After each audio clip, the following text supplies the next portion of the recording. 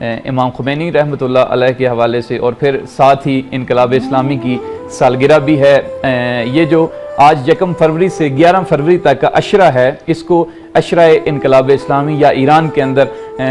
دہ فجر کے نام سے جو ہے وہ یاد کیا جاتا ہے، کہ جب آج کے دن امام خمینی جلا وطنی کے بعد واپس آئے، اور پھر 11 فروری کو باقاعدہ حکومت اسلامی کا جو ہے وہ اعلان ہوا اور باقاعدہ حکومت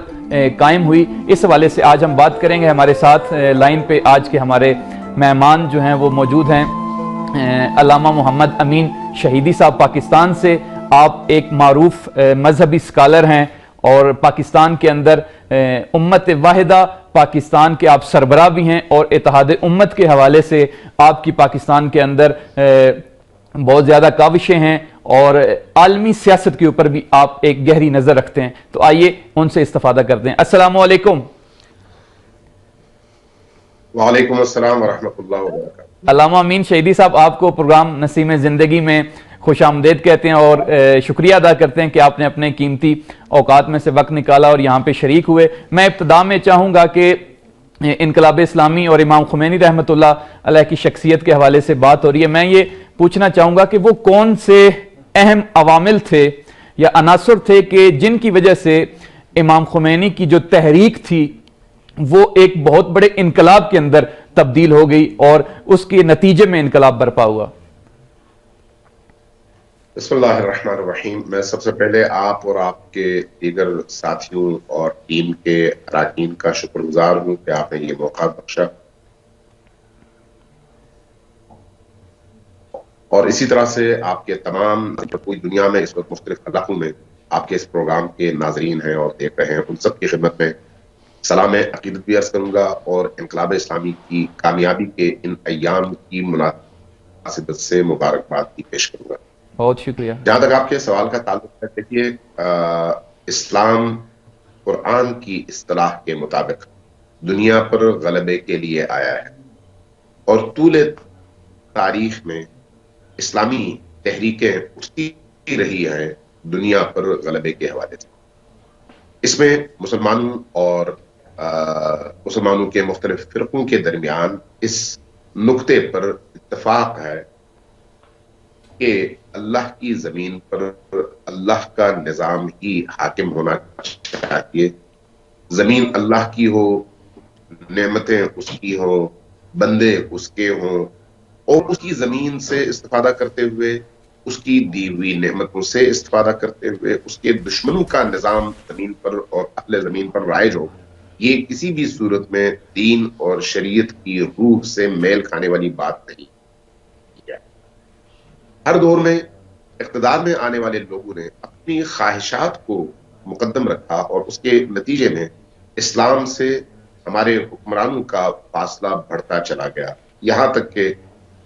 خلافت نے ملوکیت کی شکل اختیار کر لی، اور ملوکیت جو ہے ایک موروثی حکومت میں تبدیل ہوئی، اور اس کے بعد چاہے وہ امویوں کا دور ہو، عباسیوں کا دور ہو، یا بعد کے ادوار ہو، ہمیشہ اسلام لوگوں کے جذبات کے حوالے سے تو لوگوں کے پیش نظر رہا، لیکن ایک نظام کے طور پر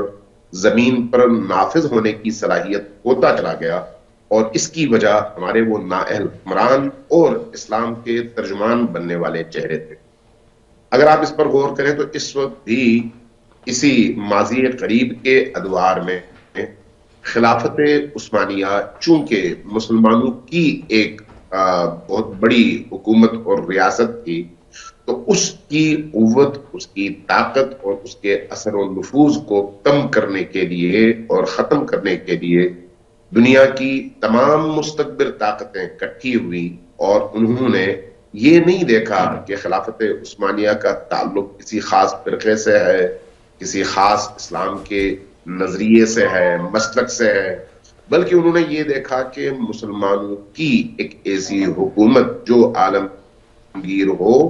اور اس میں اکثر اسلامی علاقے شامل ہوں، یہ حکومت مستقبرین اور طاغوتی طاقتوں کے بہت بڑی رکاوٹ ثابت ہوتی ہے، تو اس کو انہوں نے ختم کرنے کی اور تباہ و برباد کرنے کی اور اس کو مختلف ٹکڑوں میں بانٹنے کی بھرپور کوشش کی، اور اس کے نتائج آپ نے دیکھ. اس حوالے سے عالم اسلام کے اندر ایک پیاس موجود تھی کہ کاش ایک اسلامی حکومت وجود میں آتی، اور اسی پیاس کی خاطر تحریکیں اٹھیں، لیکن ان تحریکوں کو کامیابی نہیں ملی. حسن البنا کی تحریک اسی حوالے سے ایک تحریک تھی. اگر آپ پاکستان میں مولانا مودودی کی تحریک کو دیکھیں تو اسی حوالے سے تھی. اخوان المسلمین کے عنوان سے عرب ممالک کے اندر چلنے والی تحریکوں کا بھی بنیادی مقصد یہی تھا. اب اس صورتحال میں تشیع کی طرف سے کوئی ایسی تحریک طول تاریخ میں فقہاء، علماء اور دینی رہنماؤں کی طرف سے نمایاں کردار ادا کرتے ہوئے نظر نہیں آ رہی تھی. جبکہ تشیع کا عقیدہ یہ ہے کہ دین کی روح تشیع ہے. اس بنیاد پر ہمارے عام فقہاء صرف حلال و حرام کے مسائل میں لوگوں کے فقہی مسائل اور ان کی مشکلات کو رفع دفع کرنے میں اپنی صلاحیتیں صرف کرتے تھے، اور اگر بہت بڑی ان کی کوئی کاوش ہوتی تھی تو وہ اس حد تک ہوتی تھی کہ کسی بھی علاقے پر موجود قابض حاکم اور حکمران ان کے کسی ایک مطالبے کو مان کر دین کے خلاف ہونے والی ریشہ دوانیوں کے مقابلے میں ان کی تائید کریں یا ان کی حمایت کریں. اس سے زیادہ ان کا کوئی رول حکومتی حوالے سے نظر نہیں آتا. امام خمینی اس حوالے سے وہ واحد مکتب اہل البیت کے فرزند ہیں جنہوں نے مکتب اہل البیت کو اور عمومی سطح پہ اسلام کو پوری دنیا میں قابل نفاذ نظام کی شکل میں پیش بھی کیا اور اس کے لیے لوگوں کے ذہنوں کو ابھی کیا. یعنی دوسرے لفظوں میں طول تاریخ میں موجود اس جمود کو امام خمینی نے توڑا. فقہی حوالے سے لوگوں کی زندگی کے انفرادی اعمال ہی کو سب کچھ سمجھنے کے اس تصور کو امام خمینی نے توڑا. اسلام کے لوگوں کی ذاتی زندگی کا ایک موضوع بنائے جانے کے عمل کو امام خمینی نے توڑا، اور پوری دنیا کو یہ ایک میسج دیا کہ اسلام جہاں لوگوں کی ذاتی زندگی کے امور کو دیکھتا ہے وہیں پر پورے عالم پر اپنے نظام کو نافذ کرنے کی صلاحیت بھی رکھتا ہے. تو یہ امام خمینی تھے جنہوں نے قرآن کے اس تصور جزا و سزا کو عالمگیر نظام کے نفاذ کی راہ میں لوگوں کے لیے نمونہ عمل قرار دے کر یہ سوال اٹھایا کہ اگر یہ دین صرف لوگوں کی ذاتی زندگی سے متعلق چیز ہے تو چور کی سزا ہاتھ کاٹنا، قاتل کی سزا گردن کاٹنا یہ کسی فقیہ کا کام نہیں ہے، یہ ایک اسلامی نظام کا کام ہے. تو پھر یہ جو جا بجا احکام آیات احکام آپ کو قرآن مجید میں نظر آتے ہیں، ان آیات احکام کے نزول کا فلسفہ ہی اپنی موت آپ مر جاتا ہے جب اسلام کو آپ لوگوں کی ذاتی زندگی کا ایک فعل اور ایک عمل قرار دیتے ہیں اور اس کے اجتماعی پہلوؤں سے آپ چشم پوشی کرتے ہیں. یہی وجہ ہے کہ امام خمینی نے یہ تصور دیا، اور یہ تصور وہ لے کر نہیں آئے بلکہ قرآن سے انہوں نے اخذ کیا. یہ کوئی ان کا ذاتی فلسفہ نہیں تھا. یہ جو ولایت فقیہ کا تصور انہوں نے دیا یہ بھی عام طور پر غلط فہمی یہ پائی جاتی ہے کہ یہ ان کا تصور ہے. نہیں، ان کا تصور نہیں ہے، یہ رسول کریم کے بعد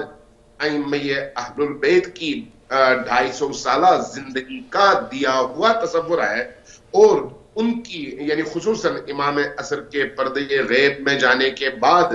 آپ کے پیغامات کی روح اس میں کار فرما ہے کہ ان کی غیبت کے زمانے میں زمین پر حاکمیت کے لیے ایک عادل فقیہ کا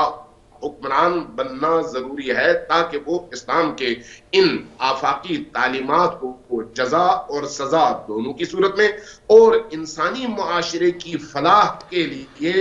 اور معاشرے سے ظلم اور ستم کو مٹانے اور انصاف فراہم کرنے کے لیے وہ برے کار لائے. اچھا، اس میں علامہ صاحب میں یہ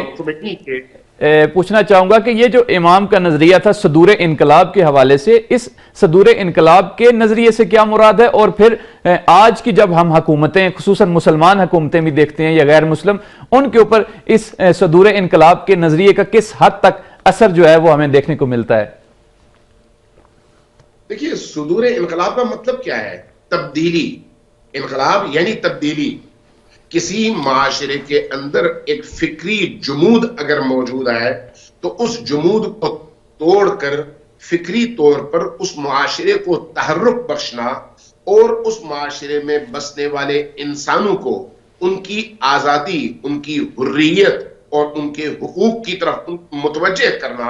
اور ان کے حقوق پر ڈاکہ ڈالنے والی طاغوتی طاقتوں کے ظلم اور ستم کے حوالے سے انہیں شعور بخشنا، تاکہ وہ اپنے معاشرے کے اندر ایک عادلانہ نظام کے نفاذ کے لیے جد و جہد میں شعوری طور پر دین کا سہارا لے کر کھڑے ہو جائیں. صدور انقلاب یا انقلاب اسلامی کا جو تصور ہے وہ یہ ہے. اس بنیاد پر اگر صدور انقلاب کا نعرہ ابتدائے انقلاب میں بلند کیا گیا تو یہ ایسا نہیں ہے کہ ایران سے کوئی فورس نکلے اور وہ پوری دنیا میں جائے، کوئی مسلح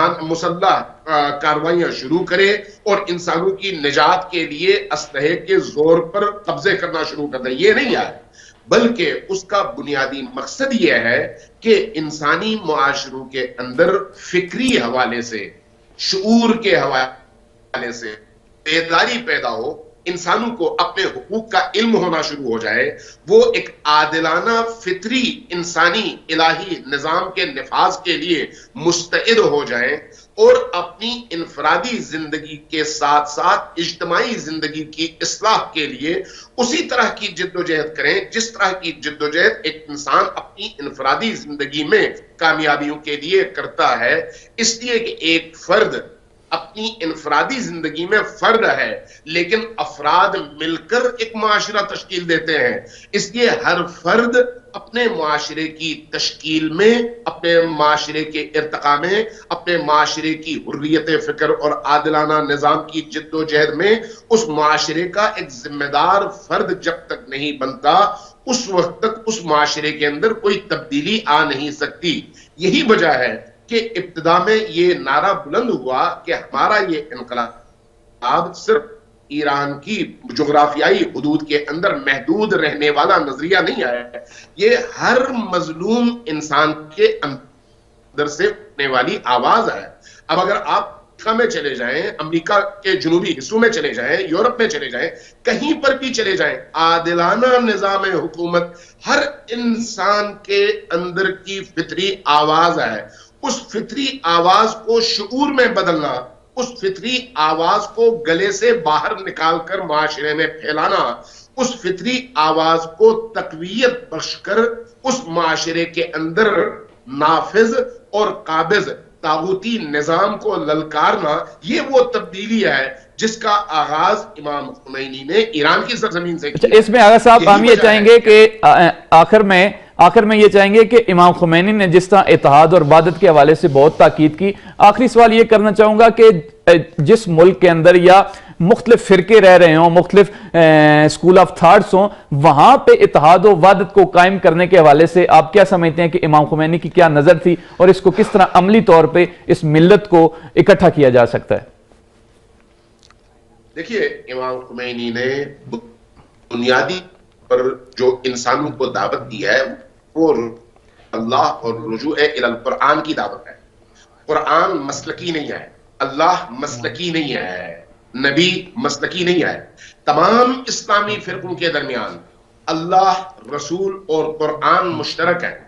جب یہ مشترکہ سرمایہ ہے تو پھر اس سے تھوڑا سا ہم اگر آگے بڑھیں تو دین کی جو مشترکات ہیں ان مشترکات کی تعداد بھی اختلافی نکات کی نسبت اتنی زیادہ ہے کہ وہ قابل موازنہ اور قابل مقایسہ نہیں ہے. بہت سارے ہمارے فقہا اس بات کے قائل ہیں کہ 97 سے 98% موضوعات باقی تمام اسلامی مسالک اور فرقوں اور مکاتب فکر کے درمیان مشترک ہیں. اگر فرق ہے تو وہ جزئیات میں ہے اور وہ 3% سے زیادہ نہیں ہے. لہٰذا جب امام خمینی دعوت دیتے ہیں نظام الہی کے لیے تو نظام الہی سب کی نگاہ میں ایک ہی ہے, یعنی نظام مصطفی, یعنی نظام قرآن, یعنی اللہ کا دیا ہوا نظام. تو اس پر تو تمام عالم اسلام کا اتفاق ہے. لہٰذا اگر کسی ایسے علاقے میں یہ تبدیلی آتی ہے جہاں پر مختلف فرقوں کے لوگ رہتے ہوں تو انہی فرقوں کے درمیان جو مشترکات ہیں ان مشترکات میں 97% جب مشترکات ہیں تو پھر اس نظام کے نفاذ میں کسی طرح کی کوئی مشکل پیش نہیں آتی. اب اگر آپ خود پاکستان کے پس منظر میں دیکھیں تو آپ کو یہ میں یاد دلانا چاہوں گا, آپ کو بھی اور آپ کے ناظرین کو بھی, کہ پاکستان کے اندر جب ضیاء الحق کے دور میں اسلامائزیشن کا عمل شروع کیا گیا تو اس وقت تشیع نے ایک آواز بلند کی کہ جو کامن لاز ہیں وہ سب کے لیے ہونے چاہیے, لیکن جو آپ کے انفرادی لاز ہیں جن کی تعداد بہت کم ہے وہ ہر فرقے کو اس کے عقیدے کے مطابق آزادی کے ساتھ زندگی گزارنے کا اختیار دیا جانا چاہیے. تو یہ جو مومنٹ اٹھی وہ بھی اسی اسلام کی عالمگیر اور وسیع تعلیمات کے تناظر میں اٹھی کہ جب آپ اہل حدیث کے حوالے سے کوئی قانون سازی کرنا چاہیں تو ان کی فقہ کے مطابق کریں, اگر اہل فقہ حنفی کہ کسی پیروکار کو کوئی فیصلہ دینا چاہے تو ان کی فقہ کے مطابق دیں, اور اگر فقہ اہل البیت کے پیروکار کو حق دلانا چاہے تو ان کی فقہ کے مطابق دیں. کن مسائل میں؟ جن مسائل میں ان کے درمیان اختلاف ہے, لیکن وہ جو اختلافی مسائل ہیں وہ تو انتہائی محدود ہیں. جو کامن مسائل ہیں وہ سب کے مشترک ہیں. تو اس لیے جب آپ انقلاب کی بات کرتے ہیں, جب آپ اسلامی نظام کی بات کرتے ہیں تو اس میں فرقواریت کا رجحان پیدا ہوتا ہی نہیں ہے, بلکہ یہ وہ تصور ہے جو تمام عالم میں اور تمام اسلامی دنیا میں قابل عمل بھی ہے اور قابل نفاذ بھی ہے. بہت بہت شکریہ جناب علامہ امین شہیدی صاحب, آپ کا آپ نے اپنے قیمتی اوقات میں سے ہمارے پروگرام کے لیے وقت نکالا, اور یقیناً ہمارے تمام ناظرین نے آپ کی اس قیمتی گفتگو سے استفادہ کیا, اور خصوصاً جو آپ نے اتحاد و وحدت کے حوالے سے نکات کا ذکر کیا. ہم آپ کا بہت شکریہ ادا کرتے ہیں اور امید کرتے ہیں کہ آئندہ بھی آپ ہمارے پروگرام میں شامل ہوتے رہیں گے. اپنا ڈھیر سارا خیال رکھیے گا. خدا حافظ.